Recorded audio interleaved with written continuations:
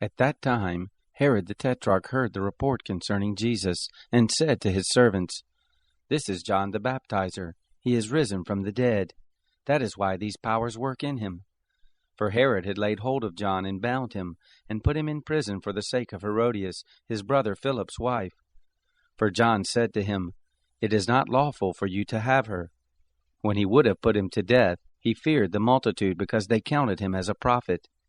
But when Herod's birthday came, the daughter of Herodias danced among them and pleased Herod, whereupon he promised with an oath to give her whatever she should ask. She, being prompted by her mother, said, "Give me here on a platter the head of John the Baptizer."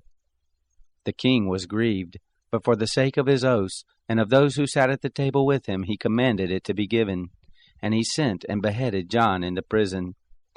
His head was brought on a platter and given to the young lady, and she brought it to her mother. His disciples came and took the body and buried it, and they went out and told Jesus.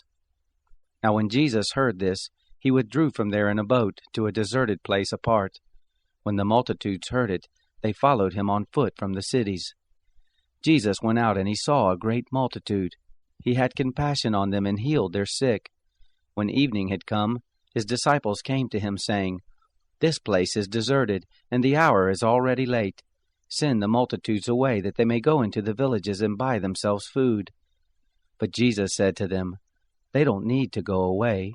You give them something to eat." They told him, "We only have here 5 loaves and 2 fish." He said, "Bring them here to me." He commanded the multitudes to sit down on the grass, and he took the 5 loaves and the 2 fish, and looking up to heaven, he blessed, broke, and gave the loaves to the disciples, and the disciples gave to the multitudes. They all ate, and were filled. They took up 12 baskets full of that which remained left over from the broken pieces. Those who ate were about 5,000 men, besides women and children. Immediately Jesus made the disciples get into the boat, and to go ahead of him to the other side, while he sent the multitudes away. After he had sent the multitudes away, he went up into the mountain by himself to pray. When evening had come, he was there alone.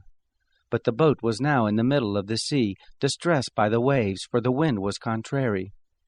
In the 4th watch of the night, Jesus came to them walking on the sea. When the disciples saw him walking on the sea, they were troubled, saying, "It's a ghost," and they cried out for fear.